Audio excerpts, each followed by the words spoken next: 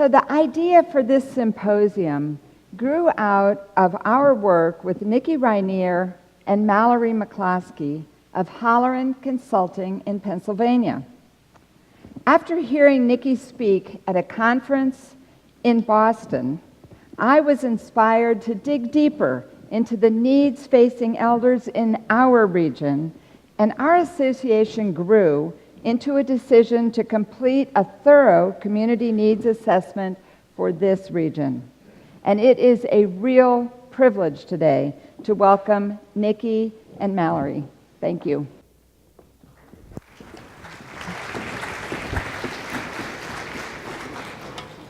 Good morning, everyone. What a privilege it is to be with you. It has been an incredible journey of discovery that we have worked with here with Westminster Canterbury of Richmond, and it has just been an unbelievable experience. So Halloran is a research and consulting firm located in York County, Pennsylvania, and what we do is we really focus in and hone in on senior living communities across the nation. And what we help them to do and what we show them the opportunities is by understanding stakeholder engagement and receiving feedback. So we do that in two ways. One way through understanding how residents and employees and responsible parties are feeling within the organization.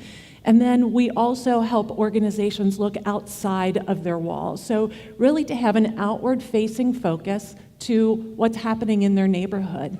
For older adults who will most likely never even consider moving into a retirement living setting.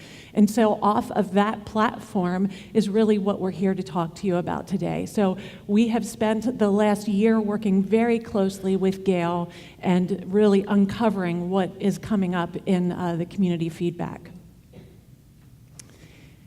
Each one of you who work for an organization, you know full well what your purpose is, what your vision is, what it is that you want to do in your service to really impact the community of those that you're serving. But what happens when all of us come together with our individual purposes and really come together for a more collective why, for an understanding of what will it take for us to work together in tandem to make a larger impact into the lives of the older adults in our communities? What kind of things are they bumping up against every single day? What challenges are they encountering? And through that venue, we start to understand how we can tether together and how our individual whys become this incredible blossoming opportunity for our collective why for our area and region. So Nikki and I were actually here in April presenting preliminary findings from the study, and there was one thing that John Burns, President and CEO here at Westminster Canterbury Richmond, said, which really stuck with me and that I think epitomizes what Nikki was just talking about. So he said, we need to think about going from an organization that is serving wants to an organization that is serving needs. And I think this really shows how an individual organization's why and purpose can really connect and fill a role in the broader community to really make it a better place for everyone. So how do you really go about understanding older adult needs in the community? So we look to hospitals as a guide. So hospitals have been conducting community health needs assessments for several years in order to get an idea of what the health needs are of the general population in their community. So these assessments generally include a combination of secondary data from the census, the Center for Disease Control and Prevention, even local departments of health, and is then combined with primary data, which is really gleaned directly from the community. So identifying the needs of the community helps them to make sure they are directing resources appropriately to programs and services that are really working to meet the needs of the general population. So we really took this concept traditionally created for hospitals and translated it to the senior living world and created the older adult needs assessment that focuses solely on understanding the needs of older adults, age 55 plus or 65 plus. So we really decided to take this on for two main reasons. One, because older adults can have unique needs that may be different from the rest of the population. And then two, we all know that this is a growing portion of our population, and communities really need to be prepared for this influx. So for your older adult needs assessments, we had 3 components. So we looked at, again, talking about secondary data, so that information from the census, from the Center for Disease Control. We also did a key informant survey. So this was looking at stakeholders in the community who really have a good understanding of the needs of older adults. And then also an older adult survey. So this was completed by individuals aged 55 plus in the community to tell us what their needs are. So many of you may have participated in the key informant survey or helped us distribute the older adult survey. So for that, we really thank you for helping us get this great information to identify those needs for older adults in your community. So being a research firm, we obviously feel very strongly about the data. But the more we help communities uncover what's going on, we really find that the data simply is the launching pad. Where the richness comes in, where the work comes in, is what happens when we talk about what we found. Anytime you conduct research, there are more questions to be asked than sometimes it answers. And we realize that we need to bring more people together so that we can have a bigger conversation and really understand what everybody's doing in the community, how that tethers together, and how we might be able to grow that work that's already being done. And so we know very clearly that while we're about to share with you our key findings, really the work is just beginning. Obviously, from our speakers this morning, it is abundantly evident that good work is being done here in this area, where I'm blown away, really, by what's happening. And I think when we work with many organizations, oftentimes we bring the community in and we have an initial discussion, but sometimes it stalls. We all have so much work that we need to get done, and having those collaborations sometimes take a lot of our time and energy. But that's where the rubber really meets the road. What conversations come out of the data that we're about to unveil to you is really the most important work. So what everyone really wants to know is, what did we find in our study? So what we did find in your needs assessment were 4 broad key findings. So we found housing, transportation and walkability, aging in place and access to services, and chronic disease management were those 4 top broad key themes that we found in your study.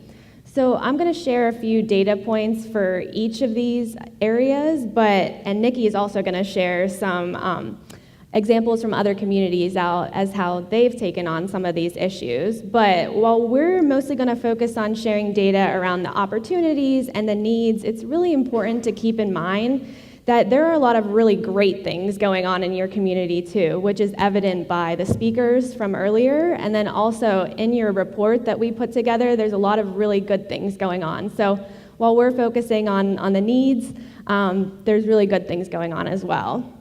So when we're talking about housing, so according to secondary data, there is a high percentage of older adults in the community that are spending 30% or more of their income on housing, which can really create a financial burden for those older adults.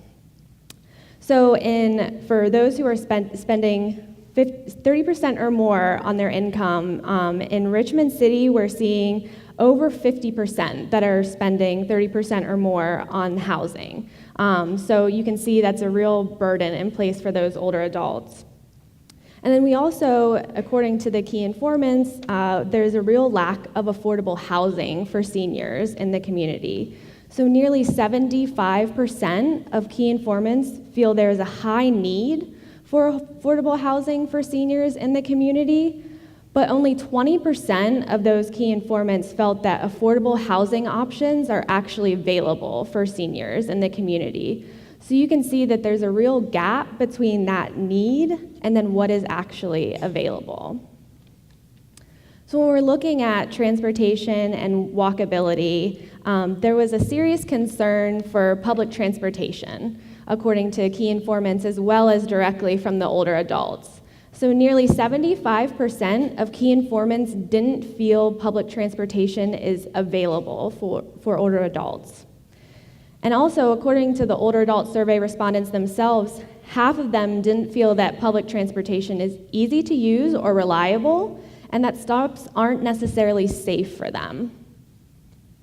Then also there was some concern over pedestrian safety issues. So only 17% of key informants feel there are safe green spaces and pedestrian-friendly walkways that are accessible for older adults.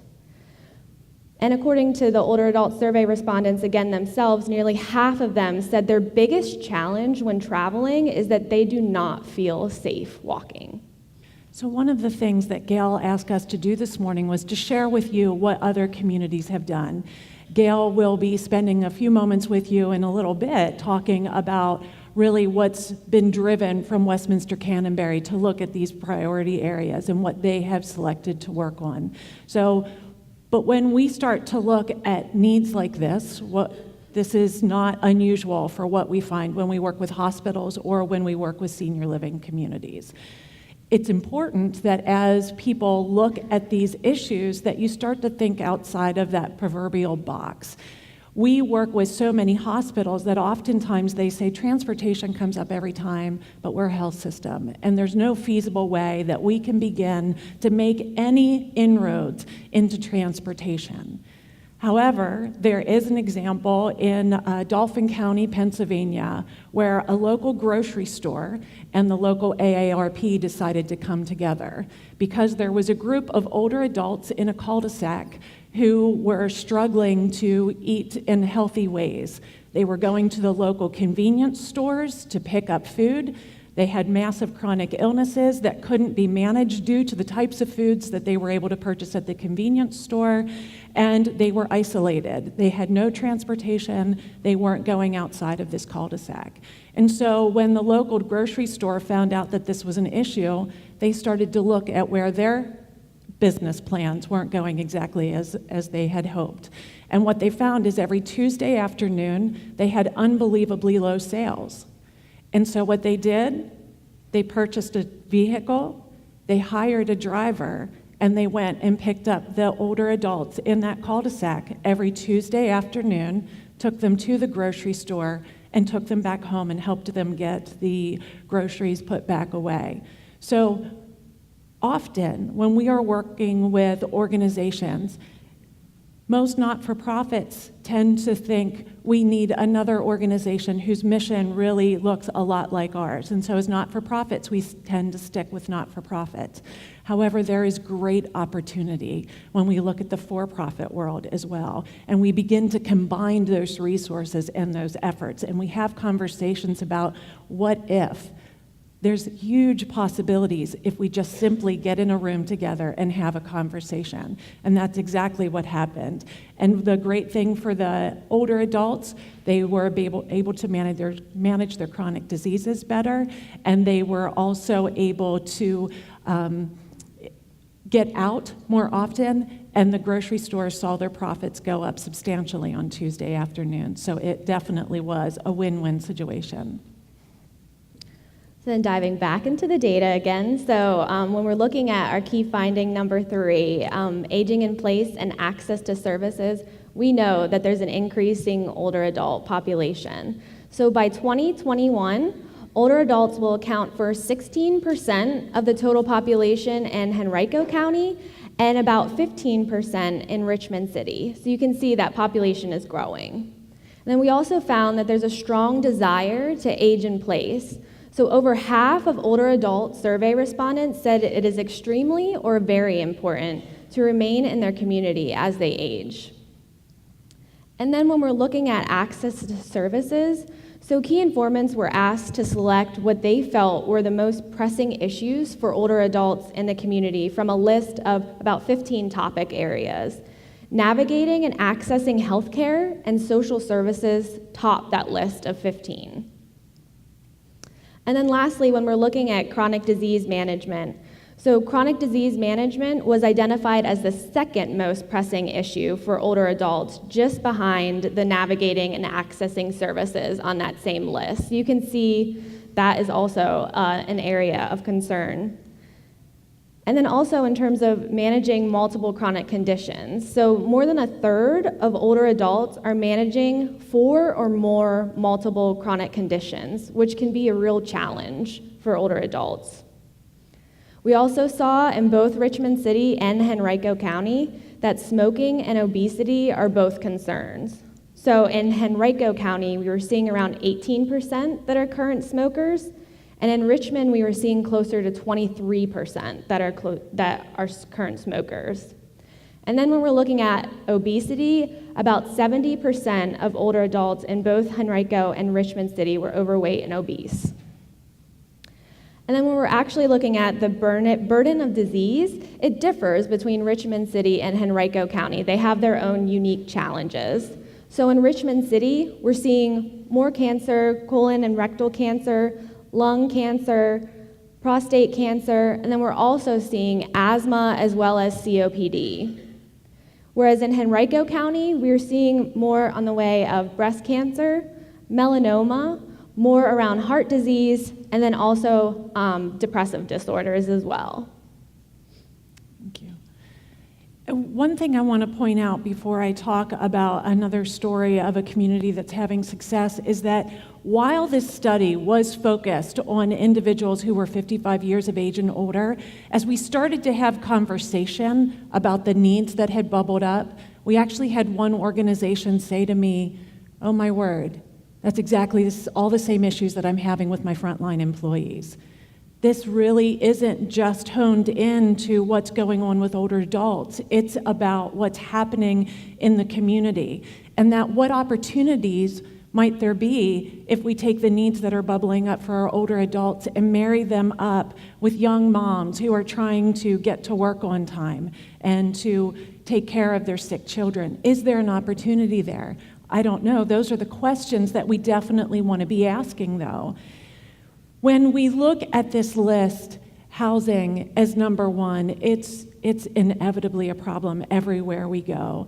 That waiting lists can be 2 to 3 years long to get into an affordable housing community.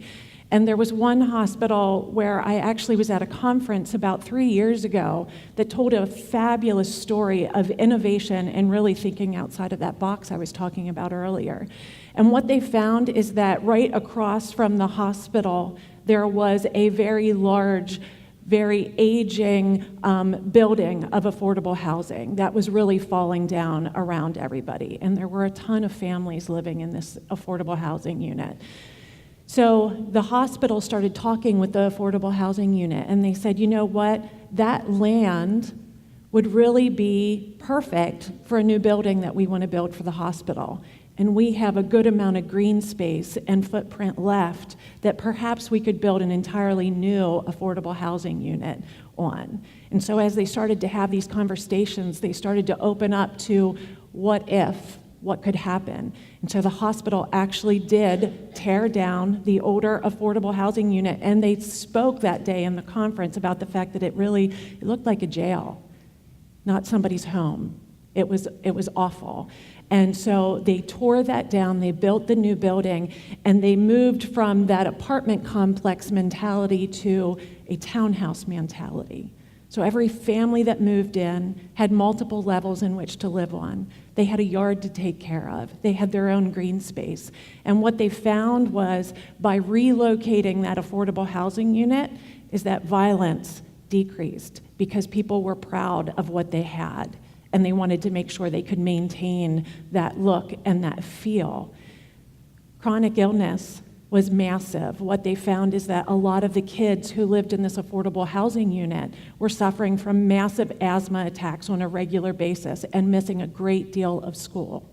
When you tore that building down and you build a new space, now the kids have a healthy environment to live in, and they're able to actually go to school and learn and understand and grow. And so violence decreased, chronic illnesses were managed, and there's this new community and relationship that happened with the hospital, because what they were finding is a lot of their patients were worried about walking through that section late at night.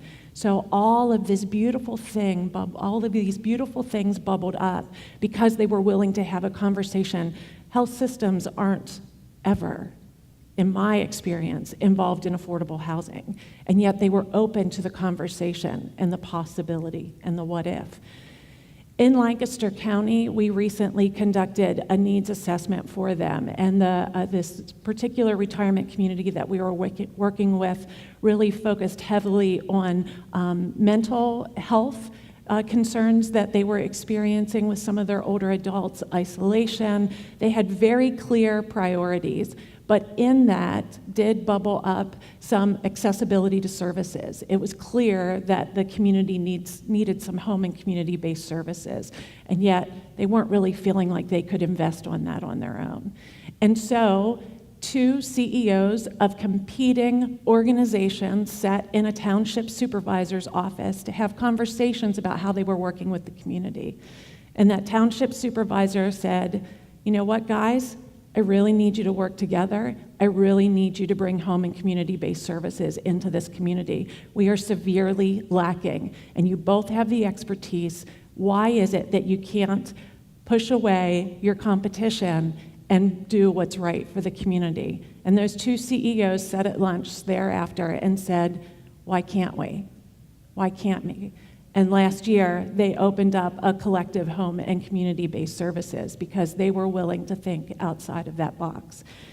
That's really what we're talking about here. What opportunities are in front of you? Can we learn from one another as we sit together and we have those incredible conversations?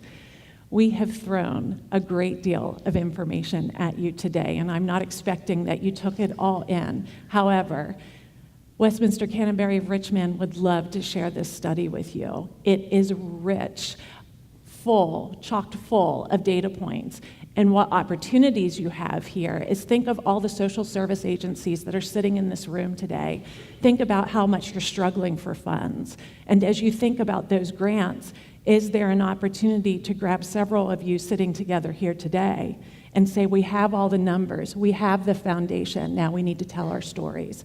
How do we work together to do a collaborative grant? You've got the data, and Westminster Canterbury would love you to take it and to run with it and to use the study that they pulled. So please feel free to go there and to get the information and see all of the, Mallory, I think it's a 60-page report, am I right? It's a lot of on that? pages. It's a lot of information. So thank you so much for your time today and for allowing us the opportunity to be just a small part of the work that's happening here. Thank you. Thank you.